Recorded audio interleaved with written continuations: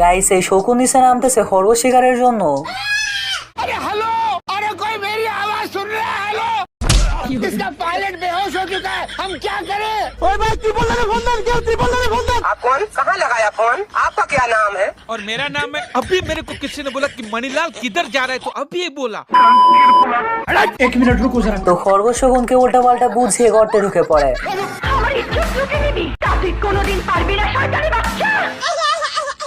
তো এই বলতে মনে করতেছে আজ প্রথমবার কোনো সুন্দরীকে গোসল করতে দেখলাম। খরগোশ যখনই খেয়াল করে খরগোশ শকুনের একটা পাখনা ছিঁড়ে শকুনকে সুড়সুড়ি দেওয়া শুরু করে। সমস্ত হাড়গোড় এসে সামনে পড়ে। ये सब क्या देखना पड़ रहा है? अच्छा है मैं अंधा हूँ।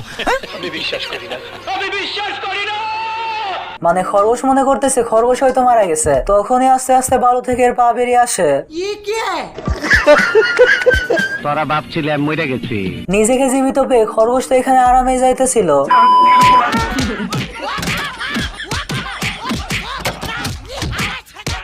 শকুন ঘুরতে ঘুরতে সেম জায়গাতে ডেবে যায়। আমি কেন মরি না? मैंने कुछ नहीं किया।